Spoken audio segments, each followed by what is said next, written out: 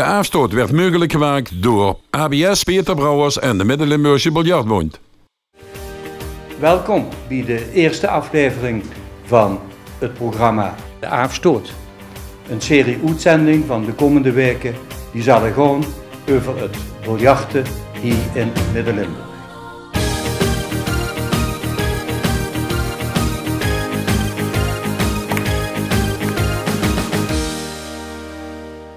Ik ben Jos Manders, ik maak deel uit van het bondsbestuur van de MLBB en ik heb als taak competitieleider. Dus ik ben verantwoordelijk voor het in elkaar draaien, opzetten van de competitie en als de competitie bezig is, zorgen dat alles in goede gang verloopt. We spelen het spelje met 3 bel en dat zijn 2 witte en 1 rode.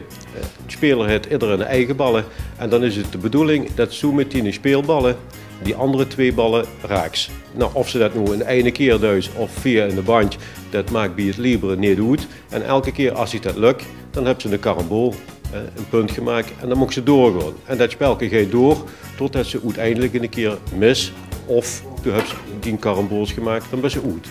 De Midden-Limburgse Biljartbond in 1929 is opgericht door 2 verenigingen.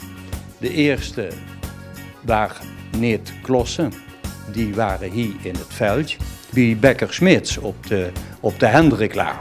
Want daar sting ook een caféke, dat waren de bij, en daar sting een biljart. En een paar heren die pakten zich samen en die vonden dat erg interessant. En die hebben besloten om onderling wedstrijdjes te haaien. En de winnaar daarvan, die kreeg een vleetje. Ja, dat was niet verwonderlijk bij de Bekker. In 1929 heb ik in de kronieken gelezen, zijn ze in de auto van de heer Van Essen, zijn ze naar Zwamen gegaan. En daar hadden ze ook in de biljart staan. Op diezelfde manier is de biljartbond langzaam gegroeid, Jos, tegen de 1500 leden. Hè? En die zijn verdeeld over 70 verenigingen. Want we zijn eigenlijk een overkoepelend orgaan. Hè? We werken niet met individuele leden. Elk lid is wel lid van de bond, maar eigenlijk zijn ons leden de verenigingen. Nou, de competitie, de voorbereidingen die beginnen al in juni. Dat is dan met de opgave van de hogere teams. En dan vervolgens, als dat gebeurd is, dan in juli, dan moeten alle andere teams zich opgeven. In totaliteit spreekt ze toch over een 274 teams wat dan deelnemen. Die werden dan ingedeeld in diverse klassen en diverse spelsoorten. Variërende van kader, libre, 3 banden en senioren. En nou, dan werd ook ingedeeld op bepaalde speeldagen. Niet alle klassen spelen op dezelfde dag. We kennen 4 speeldagen, dat is de maandag, de dinsdag en de donderdag voor libre. De woensdag speelt het kaderspel en de vrijdag de 3 banders.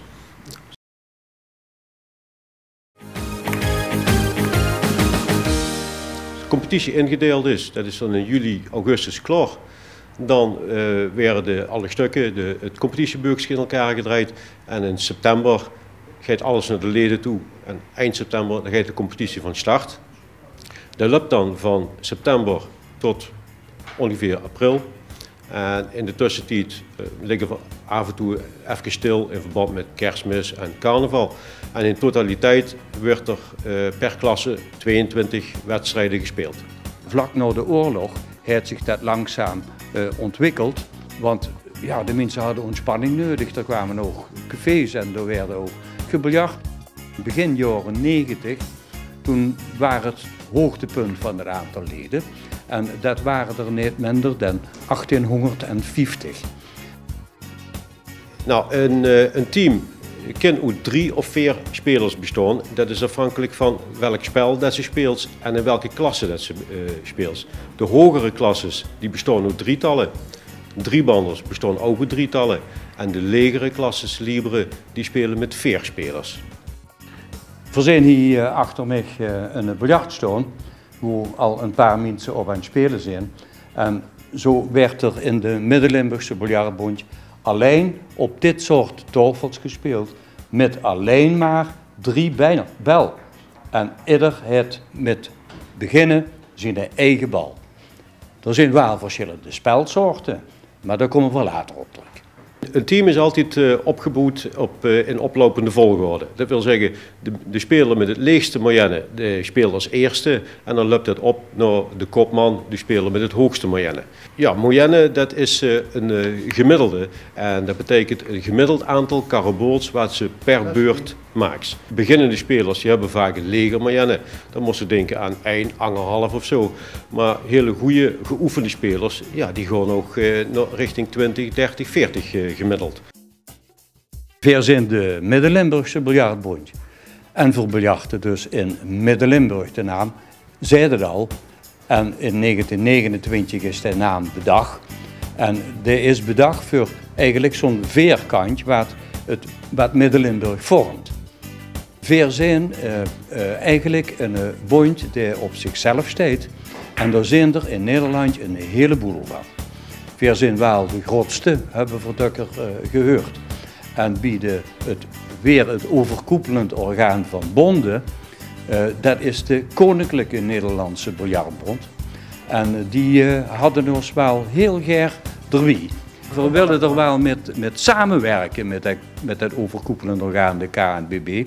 Maar in het verleden hebben ze constant geprobeerd, en ik heb zeker een poging of 5 zelf metgemaakt, hebben ze constant geprobeerd ons niet met ons samen te werken, nee, ons over te nemen. Als de competitie is afgelopen, ja, dan zijn uiteindelijk ook de kampioenen bekend. Soms zijn er teams gelijk geëindigd, dan werden er barragewedstrijden gespeeld. Als dat niet het geval is, nou goed, dan zijn de kampioenen bekend. En dan is het zo dat het gebruikelijk traditie is in onze bond dat een kampioensteam ook een receptie houdt. Daar komen dan de teams uit hun klasse, die komen haar feliciteren. En het bondsbestuur komt dan ook altijd met een afvaardiging en verhuldigen dan de kampioenen met de bijbehorende beker en dat soort zaken. De gemiddelde leeftijd die stijgt met de jaren. Want het is net zo wie in veel andere verenigingen erg moeilijk om de jeugd erbij te krijgen.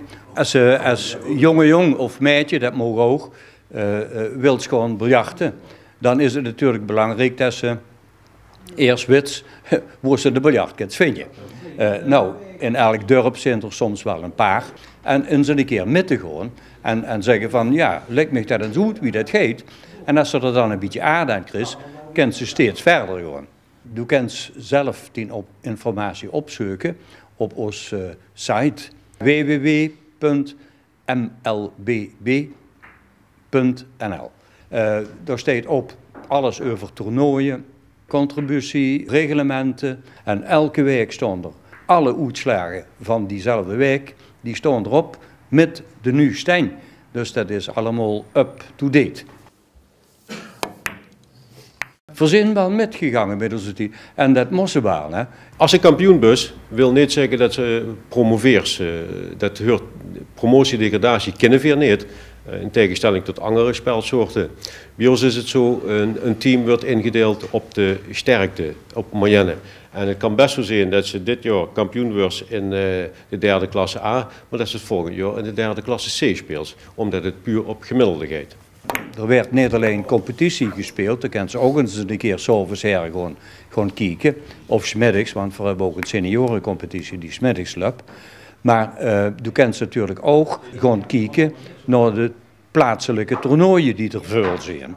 Eens in de 5 jaar ga je vanzelf als MLBB een groot toernooi. Dat zal dit jaar ook weer plaatsvinden op de Boekhoel, 27, 28 en 29 juni. Vrijdag, zaterdags, zondags.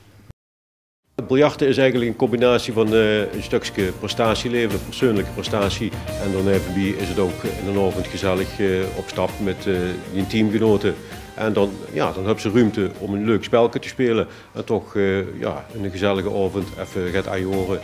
Dat is altijd wel leuk. Dit was het programma De Afstoot. Ik hoop dat je het leuk hebt gevonden. Kijk op onze site www.mlbb.nl en tot de volgende week.